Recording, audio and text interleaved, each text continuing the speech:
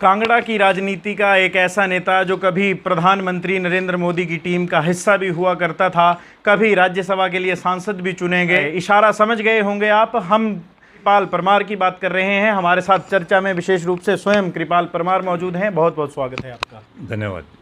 आपने एक लंबे अरसे से पार्टी की सेवा की है, अपने लोगों की सेवा की है। अगर मैं बात करूं, जब आपने सक्रिय राजनीति राज्यसभा सांसद के तौर पर शुरू की थी, प्रेम कुमार धूमल की भाजपा में और सुरेश कश्यप की भाजपा में कितना अंतर आप देखते हैं? ऐसा है कि मैंने अपना राजनीतिक जीवन विद्यार्थी परिषद के कार्यकर्ता के रूप में शुरू किया था। उसके बाद युवा मोर्चा और उसके बाद बीजेपी। मुझे नहीं लगता कि भारतीय जनता पार्टी के नेतृत्व बदलने से भारतीय जनता पार्टी के अस्तित्व पर कोई फ़र्क पड़ता है। तो मैंने प्रेम कुमार धूमल जी के साथ भी काम किया है, शांता जी के साथ भी काम किया है, और जहाँ तक प्रदेश अध्यक्षों की बात है तो उसमें सुरेश चंदेल भी रहे हैं, खेमी राम भी रहे हैं, सुरेश भारद्वाज भी रहे हैं, सतपाल सत्ती जी भी रहे हैं। तो मैंने एक कार्यकर्ता के रूप में काम किया है। अध्यक्ष कौन होता है इसका पार्टी की कार्य प्रणाली पे कोई ज़्यादा फर्क नहीं पड़ता। आपने एक नाम का जिक्र किया, खेमी राम। वो पार्टी छोड़कर कांग्रेस का दामन थाम चुके हैं। कुछ समय पहले खबरें आ रही थी कि कृपाल परमार ने इस्तीफा दिया था, हालांकि पार्टी ने आपको एक बार फिर अपनी पार्टी में बुलाया। क्या भविष्य में भी कुछ इस तरह के समीकरण बनेंगे तो क्या कृपाल परमार फिर भी पार्टी का ही साथ देंगे या फिर कुछ और विकल्प अपनाएंगे? नहीं, ऐसा है कि आपने प्रदेश अध्यक्षों का नाम लिया तो मैंने कहा कि कोई भी प्रदेश अध्यक्ष हो तो पार्टी की कार्य पद्धति और कार्य प्रणाली पे फ़र्क नहीं पड़ता। मैंने नाम उनका इसलिए नहीं लिया कि उन्होंने छोड़ के चले गए हैं, लेकिन वो छोड़ के चले गए हैं तो वो कार्यकर्ता तो कोई उनके साथ नहीं गया। सुरेश चंदेल जी भी आज हमारे साथ नहीं है। आज सुरेश कश्यप जी हमारे प्रधान हैं, तो जैसे वो काम करते हैं उनके मुताबिक काम चलता है। और भारतीय जनता पार्टी में काम करने वाला कोई एकमात्र अध्यक्ष नहीं होता, एक पूरी टीम होती है, एक पूरा परिवार होता है और उसके मुताबिक काम करता है। तो कुर्सी और चेहरा बदलने से, मैंने आपको पहले कहा कि भारतीय जनता पार्टी की कार्यप्रणाली पे कोई फ़र्क नहीं पड़ता है। आप राज्यसभा के सांसद भी रहे हैं।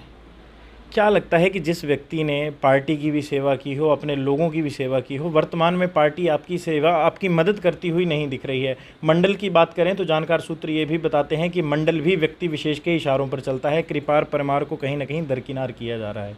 आप इस विषय पर क्या कहेंगे? ऐसा है कि मैं पार्टी की और लोगों की मुख्य धारा का नाविक हूँ। मुझे दरकिनार करना कोई इतना आसान नहीं है, ना ही मुझे कोई कर सकता है। रही बात मंडल की, मंडल प्रदेश ने तय किया है और हम लोगों ने उसको स्वीकार किया है। पहले मंडल ठीक चल रहा था, अब भी ठीक चल रहा है, लेकिन जहाँ तक मेरे दरकिनार करने की, जब मेरे दरकिनार होने की बात है, वो ऐसी कोई स्थिति नहीं है। कुछ समय पहले हम देख रहे थे अधिकारियों को डांटते हुए आपकी वीडियो जो है वायरल हो रही। क्या माने, कृपाल परमार को इतना गुस्सा क्यों आ जाता है? नहीं, ऐसा नहीं कि मैं ज़्यादा शासन स्वभाव से हूँ, लेकिन मैंने कभी शालीनता का लिमिट को क्रॉस नहीं किया है। ये कोरोना काल की बात है। कोरोना काल में मैं भी कोरोना पीड़ित रहा हूँ और मैं लगभग 20 दिन हॉस्पिटल में लगा के आया था। अपनी ज़िंदगी की जंग को जीत के आया था। और मेरे सामने एक इतना ऐसा मसला आया कि जहाँ पर डिपार्टमेंट के अधिकारी द्वारा ग्रॉस नेग्लिजेंस हो रही थी। तो तब मैंने उसको गुस्से में कहा था और मैंने वो अपने लिए गुस्सा जाहिर नहीं किया था। मेरे साथ मुझे भी गिला हो सकता है कोरोना काल में इलाज के लिए, लेकिन मैंने अपने लिए गिला नहीं किया। मैंने एक कार्यकर्ता, हमारे कार्यकर्ता की जान जोखिम में पड़ गई थी, हैं, उसके लिए मैंने उसको डांटा था। इसमें कोई, मैंने उसके लिए कभी भी अपनी इस बात को स्वीकार नहीं किया कि मैंने उसको गलत कहा था। मैंने जो कहा था मैंने ठीक कहा था। कुछ लोग आपके विषय में एक नारा देते हैं, अब की बार चक्की पार। वो ये भी कहते हैं कि ये यहाँ के धरती पुत्र नहीं है। असल मायने में कृपाल परमार धरती पुत्र की परिभाषा क्या समझते हैं? पता नहीं अब मैं इस बात का मैं क्या जवाब दूँ। अगर मैं अस्तित्व में हूँ तो कहीं ना कहीं तो मैं पैदा तो हुआ ही हूँ। और आप राजनीति में धरती को इतना छोटा कर दोगे, धरती तो बड़ी विशाल है और ब्रह्मांड में तो कोई पैदा नहीं होता। तो जो इस धरती पे पैदा हुआ है वो इस धरती का हिस्सा तो होगा ही। मैं मूलतः, मेरे घर जो हैं वो देरा गोपीपुर में पड़ते हैं। वहाँ से डैम बनने के कारण, एजुकेशन के कारण, इकॉनमी के कारण हम लोग वहाँ से माइग्रेट हुए। परिवार कहीं कहीं घूमता रहा, तो उसमें से एक कृपाल परमार भी है।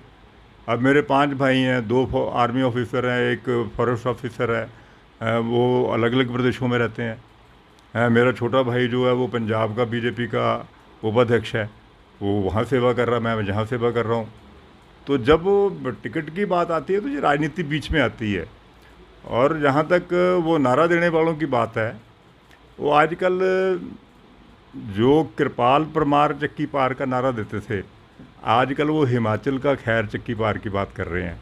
उसमें बहुत व्यस्त हैं, इस वजह उनको ये नारा लगाने का मौका नहीं मिलेगा, क्योंकि खैर बहुत हैं हिमाचल में। जब तक सारे नहीं कट जाते तब तक वो लगे रहेंगे उसमें। आपसे एक आखिरी प्रश्न, आप अपने 2 टूक शब्दों के लिए जाने जाते हैं, लाग लपेट के आप कोई बात नहीं करते हैं। पार्टी में आना क्या टिकट लेना ही एक मकसद है, या फिर समाज सेवा का पार्टी में कोई और माध्यम भी हो सकता है? ऐसा है कि मैंने 80 के दशक में छात्र राजनीति से अपना राजनीतिक जीवन शुरू किया, तो मैंने बताया आपको 40 साल हो गए हैं। 40 साल में मैं एक बार राज्यसभा में रहा हूँ, एक बार 2-3 महीने के लिए मैं सरकार में चेयरमैन रहा हूँ।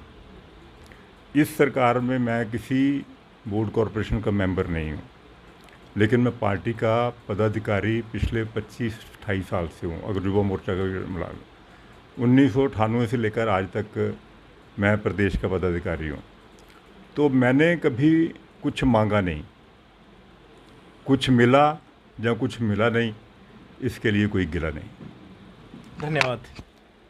शुक्रिया। ये थे हमारे साथ भाजपा के उपाध्यक्ष और पूर्व के राज्यसभा सांसद कृपाल परमार। साफ तौर पर, साफ शब्दों में कह दिया कि पार्टी से कोई गिला भी नहीं है, पार्टी ने दिया भी है, अगर कुछ नहीं भी दिया है तो उसकी भी कोई बात नहीं है।